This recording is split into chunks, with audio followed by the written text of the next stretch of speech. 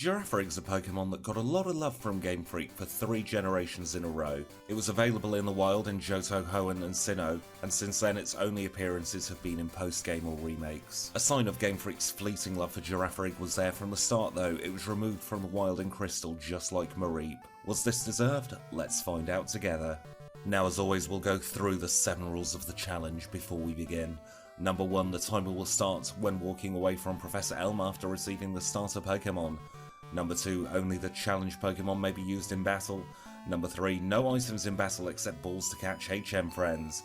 Number 4, no evasion increasing TMs such as Double Team. Number 5, no intentional uses of glitches or exploits. Number 6, no rare candies until facing red. And number 7, the timer may be paused for breaks in recording but no inputs may be made when the timer is paused. And with all that out of the way, I used the Universal Pokemon Randomizer to replace Cyndaquil with Girafarig. The reason I replaced Cyndaquil is because Totodile's line does get some Dark-type moves, and that will be super effective against the Girafarig. I nickname it Rafara, and let's take a look at the stats. We have 22 HP, our moves are Stomp, Confusion, Growl and Tackle. We're holding a berry, and our attack is 14, defense 12, special attack 15, special defense 13 and speed 14. Such a strong Pokemon for this early in the game.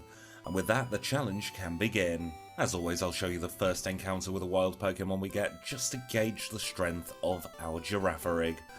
The first Pokemon is a Rattata, and we OHKO it. I think that's one of the first times we have OHKO'd a Pokemon, so that bodes well for the rest of the run. And apologies if I don't quite sound my normal self today. I'm still battling this infection and it's hit me quite hard, so I'm going to do my best to power through the next few videos, and hopefully there won't be any interruption to the content schedule. In the meantime though, we've got the rivals to take care of. We stomp his Totodile a couple of times, and we knock it out. Rafara is racing through the early game at the moment. We have a split of just over 2 minutes into Professor Elm's laboratory to tell the policeman that the rival's name is triple question mark, and that is one of the fastest paces I have ever been on. So now that we're out of the early game, we can go into Violet City and into the Sprout Tower, where we have our first mini-boss. Girafarig's one of the rare cases where we can go through Sprout Tower at this point in the game and not lose any time. A combination of its typing and a very powerful move with Stomp means we're OHKOing pretty much everything that comes in our path. The Hoot Hoot takes a couple of hits, but it's still not a major time loss compared to going later in game, and it'll give us a couple of extra levels for taking on the first few gyms. We're not weak to Falconer's Pokemon, but we are weak to Bugsy's Pokemon, so having that extra level or 2 might speed us up. Talking of Falconer though, it's time to take on his gym. His first Pokemon is a Pidgey, and it goes down in just 1 hit. Pidgeotto comes out next, it gets stomped, it gusts us, and 2 hits is all it takes to knock out Pidgeotto, and we have got our first badge. The Zephyr badge is ours. We also get the Mud Slap TM, which will come in handy later on, and we can start thinking about moving towards Azalea Town. In Azalea Town, the first thing we do is go into the Ilex Forest and try and catch ourselves some HM friends. We get this Paras here at level 6, and that's going to be used for Cut, Sweet Scent, Flash, and Dig. We skip catching the Psyduck for now because the one I tried to catch broke out of every single ball, and the one I tried to weaken got knocked out straight away even with Tackle, so we'll come back later to catch a Psyduck. It's available elsewhere, and in the meantime we'll go into Bugsy's gym. The trainers were no hassle whatsoever because a lot of them are part poison, and we can take on Bugsy himself. We are weak to Scyther's Fury Cutter, but the other 2 Pokemon aren't too much of a hassle, and Fury Cutter isn't a very strong move unless it hits multiple times in a row. Scyther comes out, we do great damage with a couple of stomps and knock it out, so the rest of the battle is easy. Confusion knocks out the Kakuna, and we have beaten Bugsy with a time of 14 minutes and 36 seconds. Very, very quick pacing so far for the Girafarig. We get the TM from Bugsy, which isn't going to be used in this run, it is just free money, and then it's time to take on rival number 2. This battle's often difficult, but because of Girafarig's typing, it is very easy. Confusion takes care of both Ghastly and Zubat. Crocodile comes out, we do over half damage with our first stomp, second stomp knocks him out, and he is done. And it's time to move on to the segment of the game which really tests my memory. There's an awful lot to do between Azalea Town and finishing Goldenrod City. We have to get the Cut HM, we have to get a Headbutt in this instance, we then have to try and catch this Psyduck that appears as I walk off the ledge, which we do in a single Pokeball, unlike that other pesky Psyduck from before. I then have to remember to get the bicycle from the bike shop, which is one thing I often forget at this point in the game. I remembered it this time though, and then we can go into the underground. In the underground we have a couple of bits to do. We have to get the coin case, and we also have to get a haircut. I get the haircut early in the hopes of getting return early. In this case, we didn't get the perfect haircut, but grabbing the coin case means we can buy 100 coins from the counter and buy ourselves an Abra. Abra used just for teleport, but teleport is very handy. We then pick up Kenya from the guard in the gate, we chat to the flower shop lady, and finally we get the Dig TM from the national park. Teach it to Paris, and we can now take on Whitney. Whitney's got 2 Pokemon, the Clefairy and the Miltank. She leads with Clefairy. It double slaps us exactly twice, and we take it down in a couple of stomps. Miltank's next, we do a 3rd damage with Stomp. We get a critical hit with our next Stomp and knock it out in 3 hits. Whitney is defeated very easily with a time of 22 minutes and 37 seconds. We get the badge and a tracks from her, and then we go on to Ecruteak, where we pick up the Surf HM from the guy in front of the Kimono Girls, and we can take on rival number 3. The rival battles are really weirdly paced in Generation 2. There's only 1 badge between Rival 2 and Rival 3, and that means his team doesn't really get a chance to be fleshed out. We take out his Haunter in 1 hit, a couple of hits on the Croconaw, and now he sends out Magnemites. We don't really have anything to deal with Steel types, so we just have to stomp it a couple of times, and that leaves confusion for the Zubat. Rival 3 is done, still no resets, and we are ready to take on Morty. Morty with a normal type normally is very difficult because we don't have any moves to hit. However, this time we are part Psychic and we have Confusion, which is the perfect move to go against his Ghost Poison types. So I can't see this going any other way than a very easy victory. Ghastly One goes down in a blink of an eye and Gengar comes out. We take it deep into the red and his Hypnosis misses. We knock it out entirely, and that just leaves the pair of Haunters. Haunter 1 goes down without any issue, and Haunter 2 is much the same, going down very quickly as well. So Morty is defeated, and we get the Fog Badge and a time of 27 minutes and 19 seconds. Incredible pacing for this little giraffe. We now have to go on to Olivine City, where we pick up Strength. We teach it to Psyduck along with Surf at the same time, and we'll ascend the lighthouse. At the top of the lighthouse we meet Jasmine, who tells us that Amphi is sick, and I swear Amphi is sick almost as much as I am at the moment. We grab the rare candy and we dig out and make our way on to Cyanwood City. At Cyanwood City we get the secret potion and we'll take on the gym at the same time. We have a type advantage over this gym because we are Psychic type and we have Stab Confusion. So again, this should be a very easy battle. Chuck chucks a rock onto the statue and then challenges us to battle. His first Pokemon is a Primeape, and that goes down in a single Confusion. Out comes a Poliwrath, and Confusion does over half damage in the first turn. His Dynamic Punch misses, which means it's a foregone conclusion, and we defeat Chuck in 3 hits. We get the Storm Badge off Chuck, which lets us use Fly outside of battle. We get Fly from Chuck's wife, which will let us get to the Lake of Rage a little bit quicker. At the Lake of Rage we pick up the rare candy, which we can't get on Wednesdays, so we don't play on Wednesdays, and we get Hidden Power from the man in the very isolated house.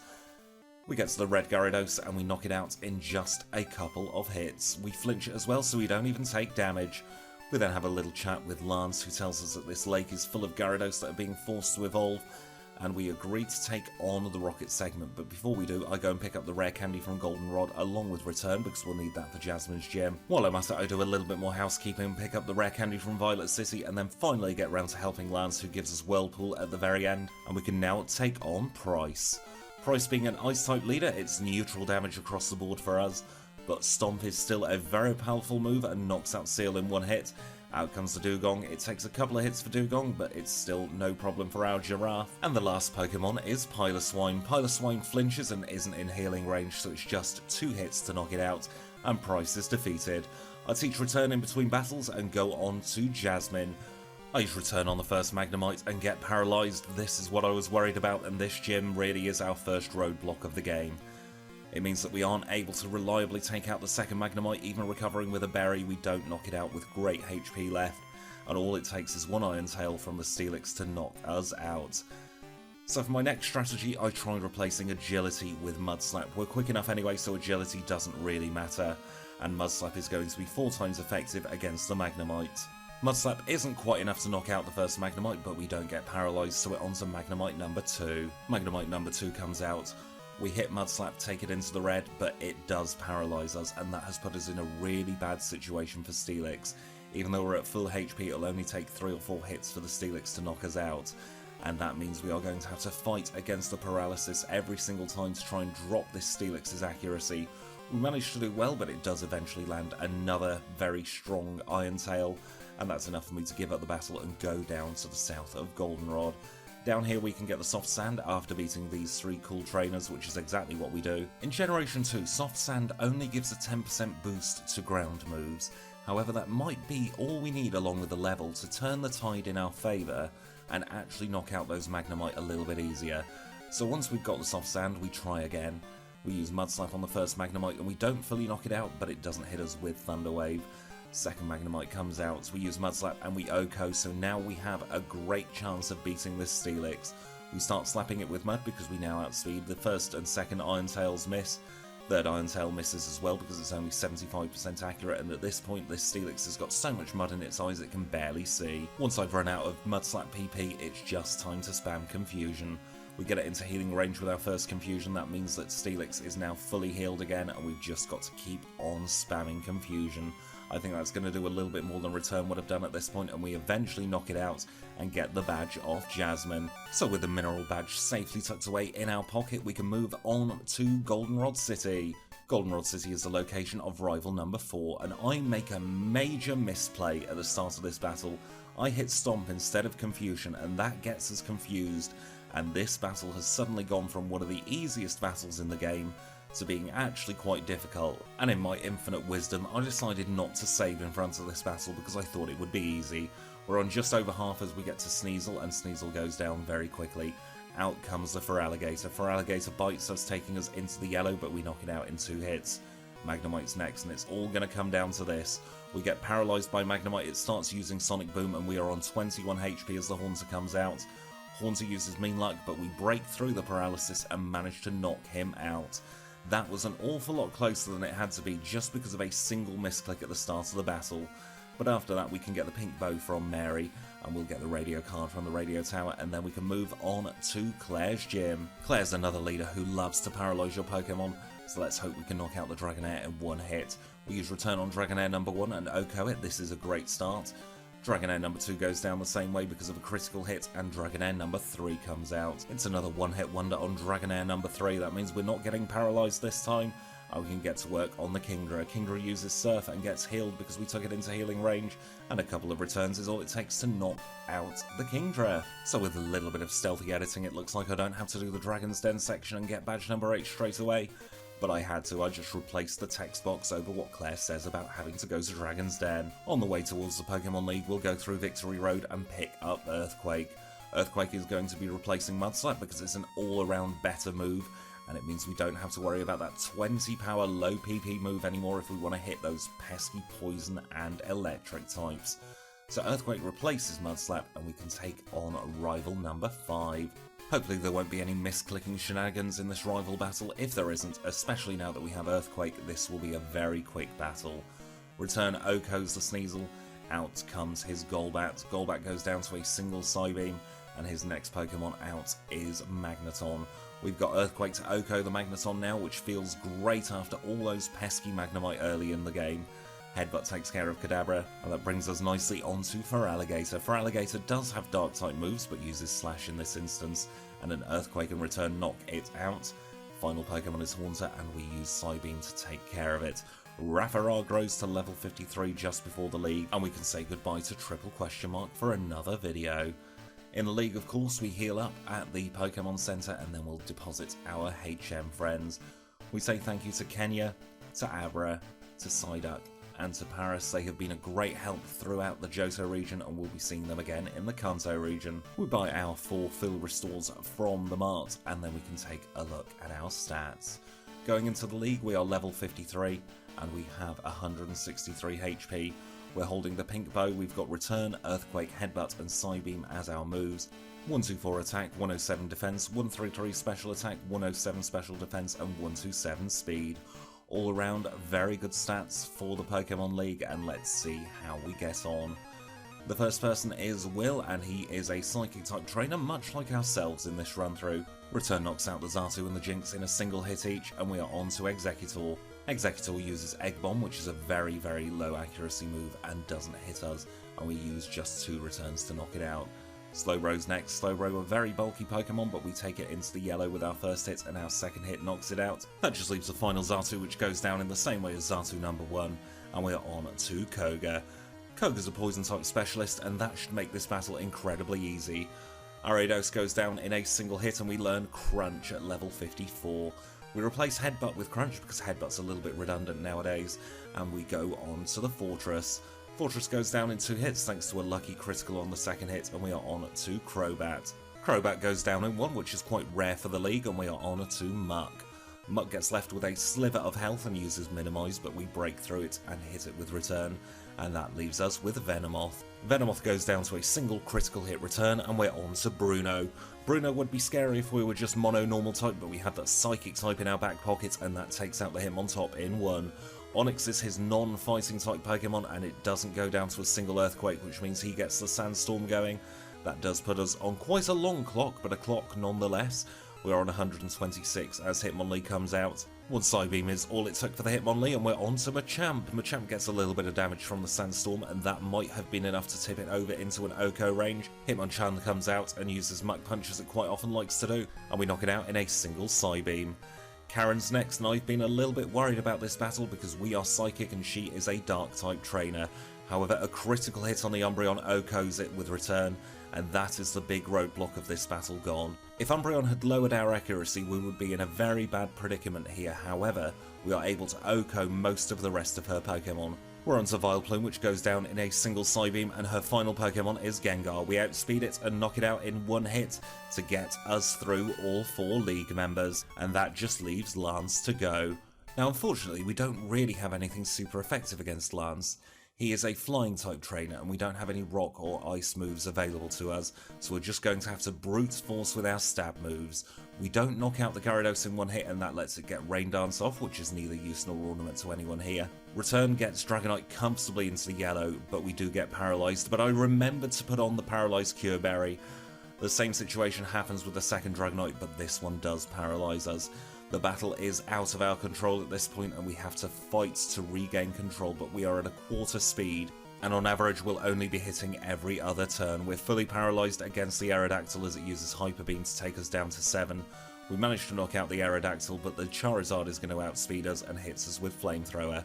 Let's try again. Gyarados is still in 2-shot range with Return, and it uses Rain Dance to waste a turn, and that brings us on to Dragonite number 1.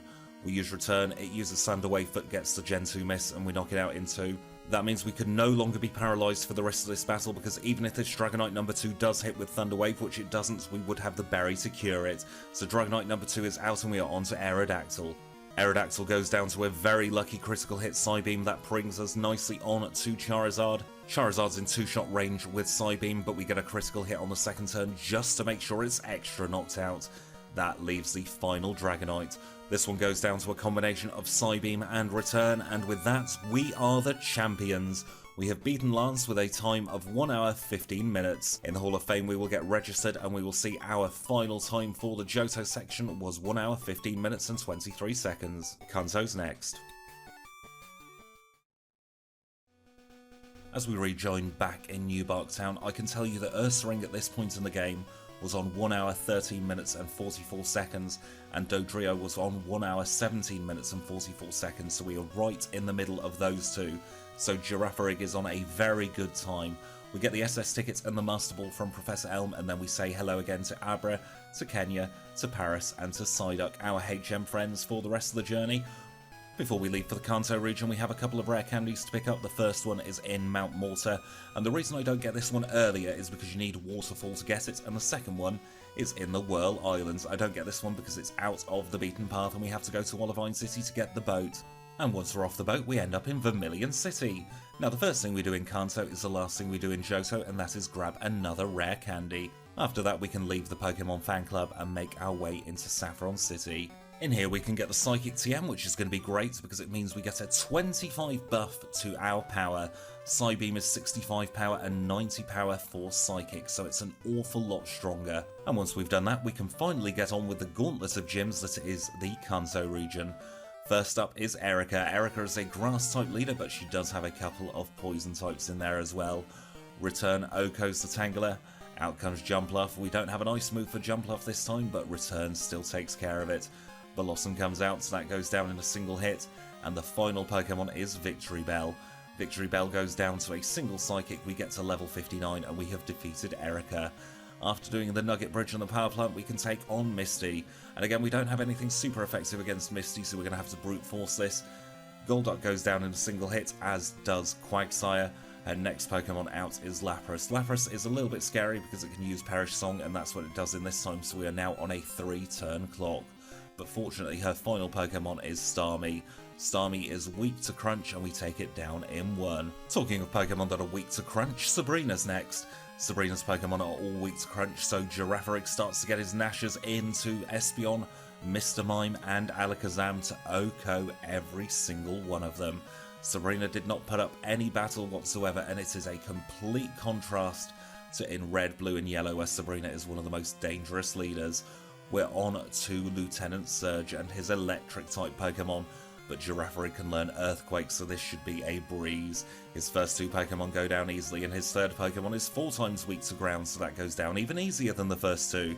The next Pokemon is Electrode, we outspeed it and we knock it out. That just leaves Electabuzz next, and Electabuzz goes down in a single Earthquake. We're up to level 63, we have beaten Surge, and we get the Thunder Badge.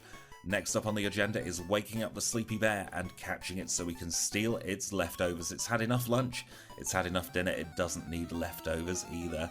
So this is the entire reason we get the Master Ball, because it makes it an awful lot easier and quicker, and instead of having to faff about in a restaurant in Celadon City, we can get it just here. That brings us nicely onto Brock and his Rock-type Pokemon. Rock is weak to ground, but they're also well known for being physically defensive, so we'll see how Raffarar gets on. Raffarar OHKOs the Graveler, we're on to Omastar. Omastar isn't a star performer in this particular battle because it goes down in 1. Out comes Rhyhorn, and it's another OHKO with the Earthquake. His next Pokemon is Onix. Onix very weak compared to how it looks and goes down very quickly. His final Pokemon is Kabutops. We outspeed and we OHKO with Earthquake. Very easy battle with Brock there because of our Earthquake. We get the Boulder Badge. We can cycle past the Viridian Hedge Maze and go down to Cinnabar Island. At Cinnabar Island, of course, we talk to Blue to make sure he is in the gym when we are ready for him, and we can also pick up the final rare candy of Kanto proper. And with a little bit more surfing later, we'll end up in Seafoam Islands, where Blaine has taken residence. Blaine's the 3rd leader in a row who's weak to ground type moves, so that means we just need to spam Earthquake 3 times and I'm sure we'll get the badge. Up first is Magcargo, 4 times weak to ground, so goes down in a single hit, so we get a level off it, and out comes the bumhead Fireduck Magmar.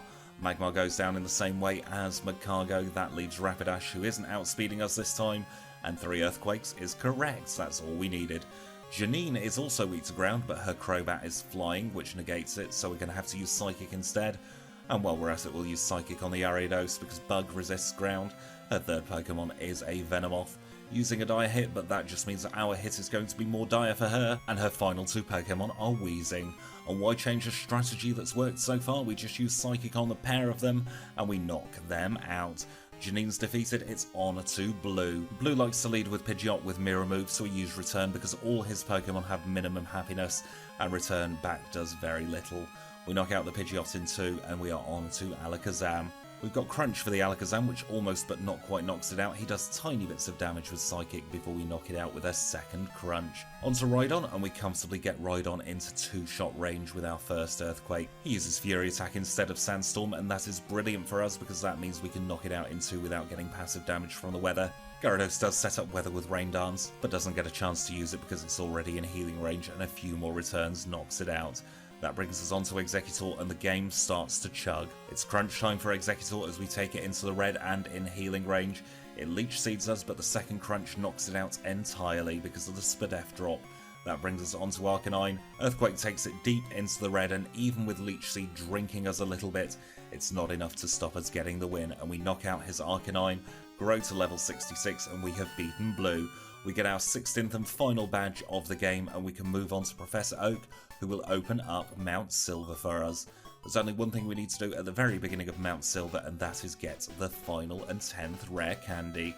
After getting that rare candy, we teleport back to the Pokemon Center, and we make our way into Red's room. And as always, we will give it a try at our current level. Let's see how we get on. Can you spot the glaring error in this first Red fight? I forgot to heal, and Pikachu took full advantage of that and a critical hit knocked us out first turn. Let's try that again, shall we? Return knocks out the Pikachu in one hit, we're on to Espeon. It's a 3-shot range for the Espeon with Crunch. As Psychic does a little bit more damage on us, we're onto the yellow.